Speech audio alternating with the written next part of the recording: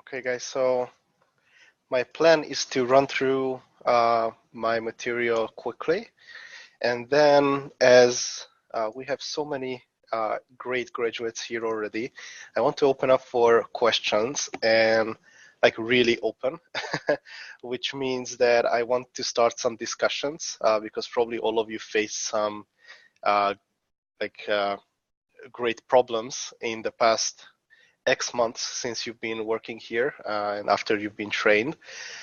So I'd be interested in hearing your, problems and solutions, or if it's a recent problem, then even try to come up with solutions to them. Or, guys, your insights about insights. I'm happy to hear everything and your experiences as well.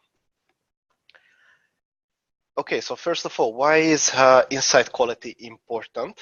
That's what we will talk about first.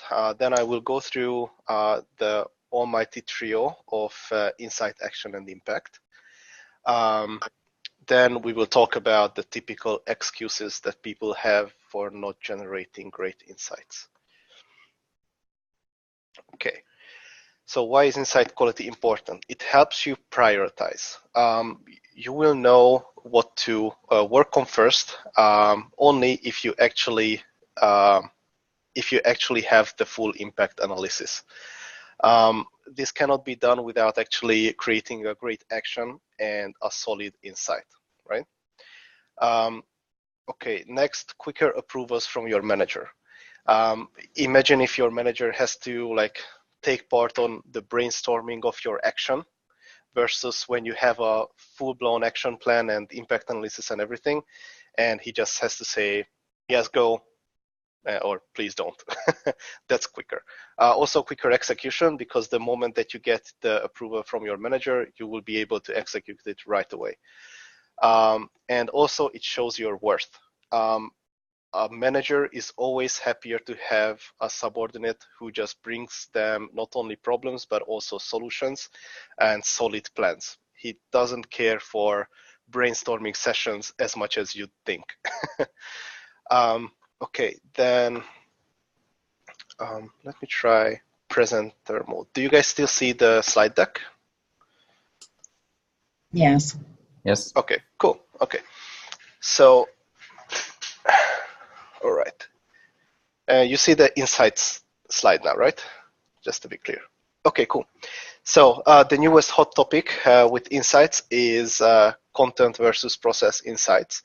The reason I want to talk about this is that you guys didn't really learn about it while in the program, because this is a new thing for Andy. Well, not so new now. It's been like 2 months since he and Joe came up with the idea of content and process insights.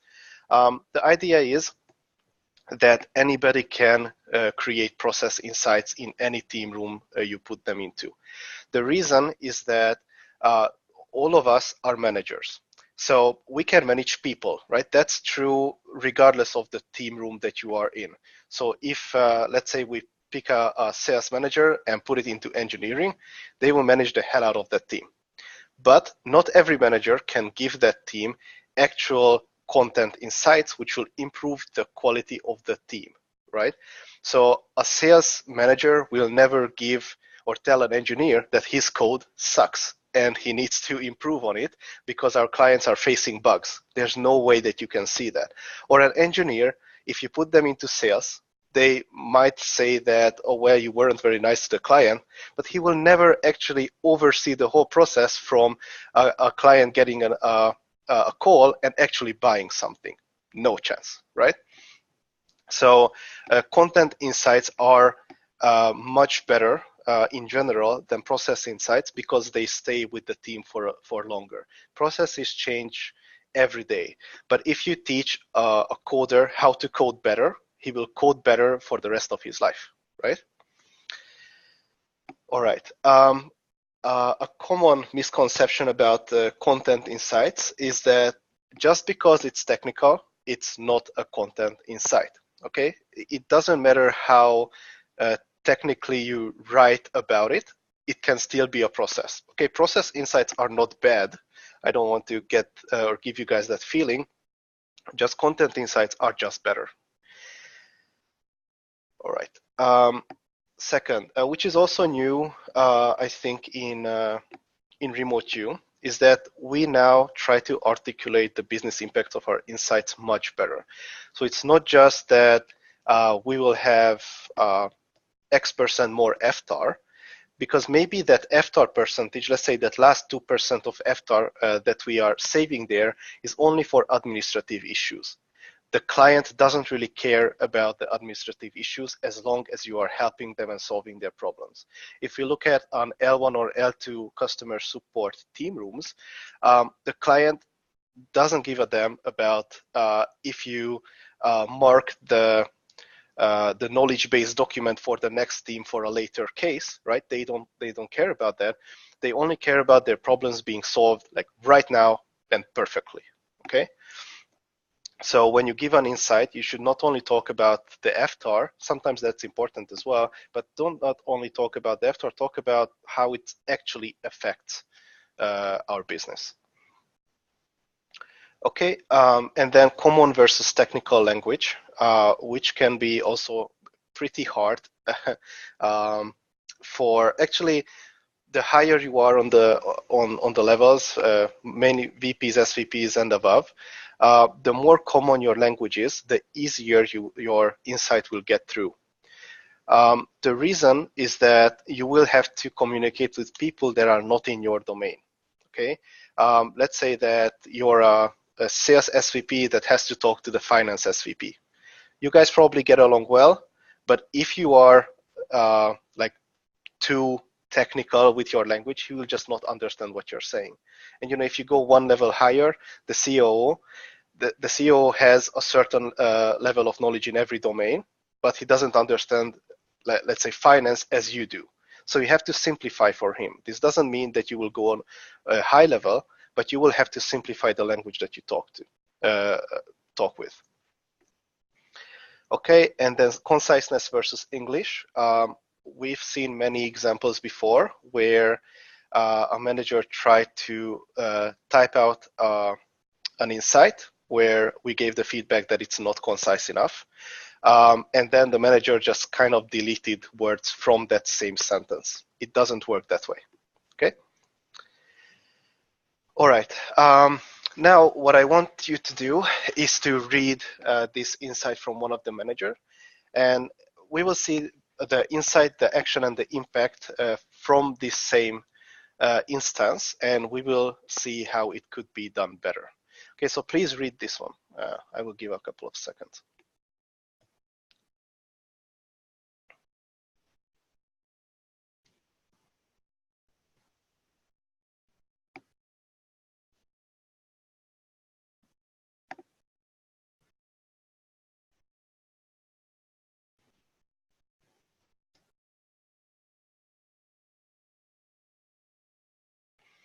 Okay, is there anybody that can tell me in one sentence what this means? I'm happy if you are. It's a challenge, guys. Okay, nobody can. The reason is that it's way too technical. Okay, the team's work, like this team's work specifically, is pretty simple if you put it simply, but it's just way too technical. The business impact is very unclear. I have no idea what he did, and he's oversharing clearly. It's just way too much detail for anybody to understand. And this is the same exact thing. So please read it now.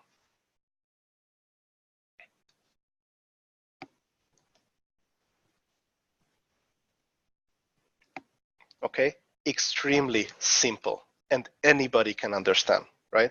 96% of the team's work is not getting through the door. That's a very clear, big issue, okay? This is the insight. Note the common language, and he's clearly articulating the business impact here as well. We'll see the action and the impact shortly. I'd like to challenge that as being a big issue. Maybe that's just the churn percentage that you need to go through to get to the 4% that's the real gold. Mm-hmm. Okay, you will see the action and the impact of what this manager did in the end, and let's come back to this challenge, okay? Okay. And second question on your example, was the insights also supposed to define what the work unit is, what the cohort is? Because I mean, it's definitely shorter and more concise, but if you don't know what the team does, maybe it's not kind of helping that much. Yeah, you're right. But on the other hand, you cannot, you don't really want to like start every single insight with defining what the team does. That would be really long. But I get where you're coming from. Okay. Okay. All right. Let's talk about the actions. So exact clear actions. I think all of you suffered through remote camp trying to deal with this one. Whenever we rejected your actions, it was probably because it was not exact enough, right? It was probably a little too high level. You didn't have an implementation plan, but in MRU or through MRU, you got how important that is, and you got your approvals from the VPs and SVPs as well because you did that. Okay, plan for a plan is not an action. And a good rule of thumb that I usually use is that if you can replace whatever amount of text that you wrote with just do research, it's not good enough. Okay? What you want to show your manager is a clear action plan. Even if you don't do, let's say, a proof of concept, you could at least tell the steps that you need exactly with proper research behind it. That will lead you to like finishing the action. Okay, if the action is too big, break it down to milestones and start executing. I saw this a lot where a manager said that he will do something 2 weeks from now, just because like that's when he will finish. The reason is that it takes 2 weeks. That's very easy to say, but a real elite manager can break down the tasks to infinite little small blocks, right? And here in Crossover, we work with 1 week, let's say, iterations. So what you should do is break down your tasks to at least 1 week iterations. This will help you actually measure along the way, right? It takes a little bit more effort in the beginning, but you can actually measure your impact week by week, which will be very helpful. Okay, so the same example, but now extended with the action.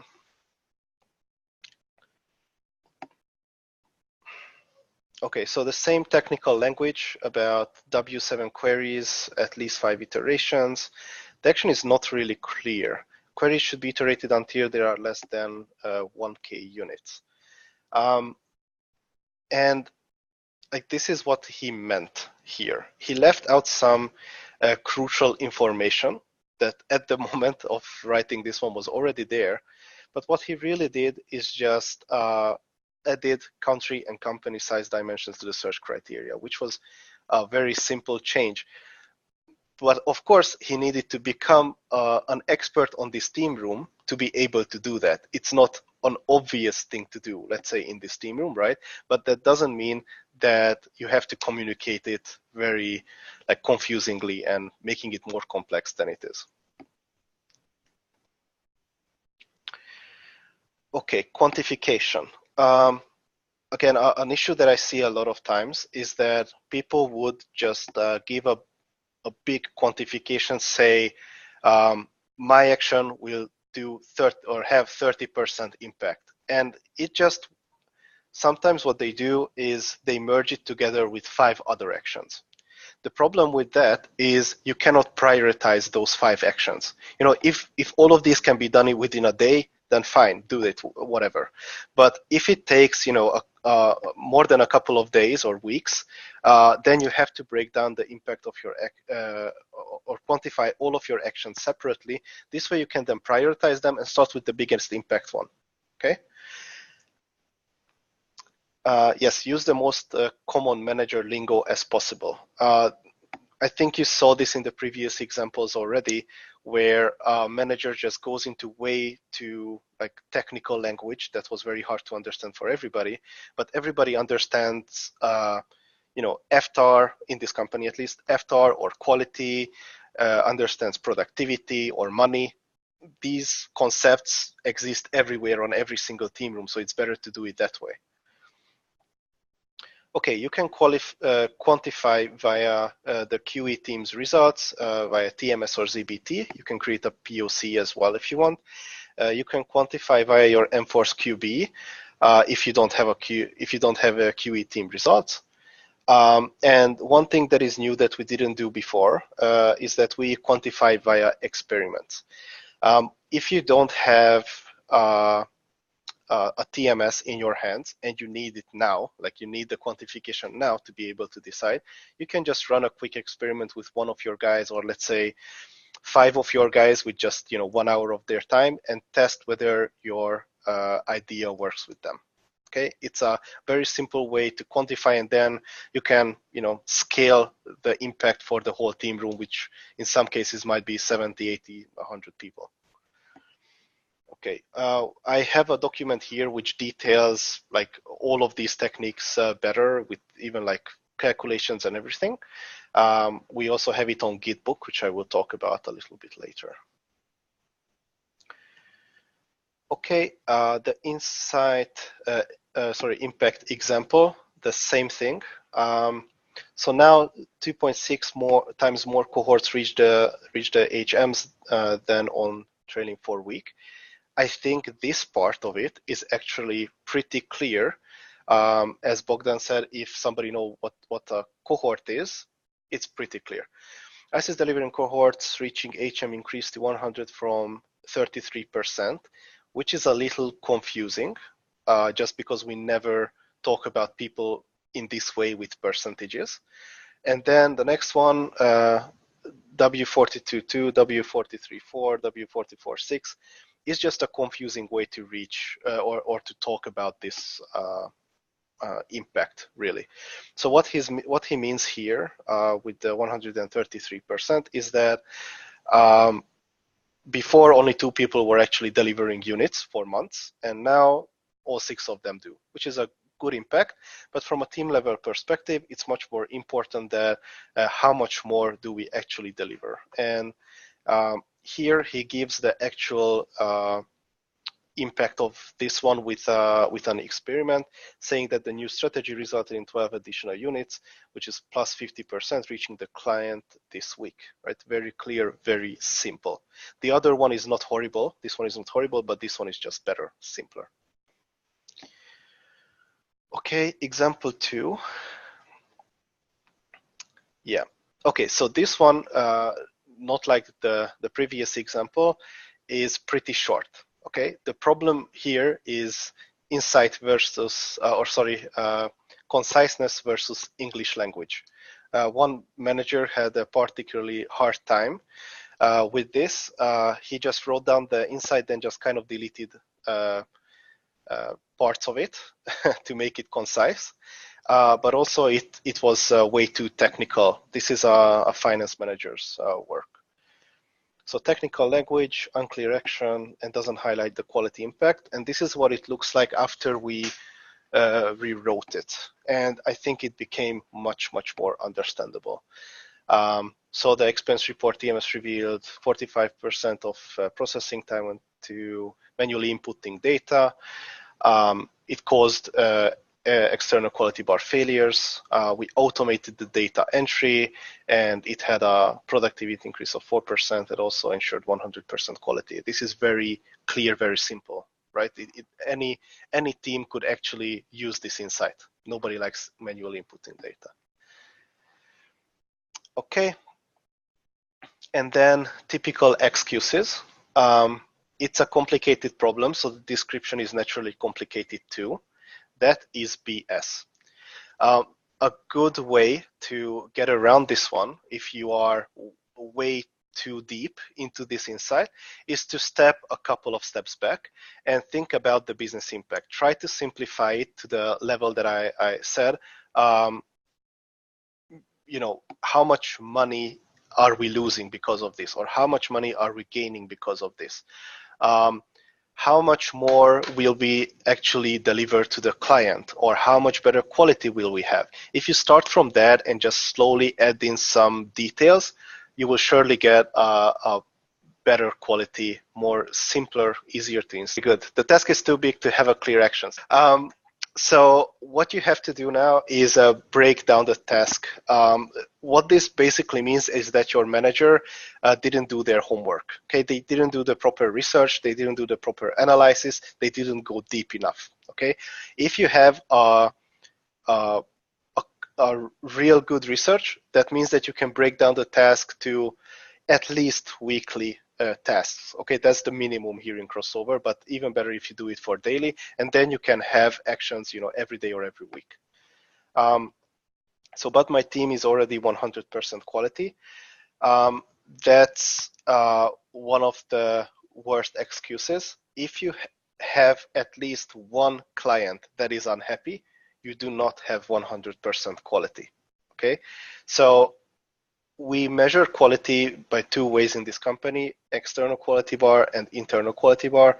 A lot of times external quality bar is really hard to measure because we really only have NPS to do that. So often people just say, well, 100% IQB FTAR, that's all, I'm done. But the way you should think about it is from the client side. If there is at least one client that is unhappy, you do not do your work perfectly. Okay, if you do not do your work perfectly, then you have to deep dive on every single issue and solve them.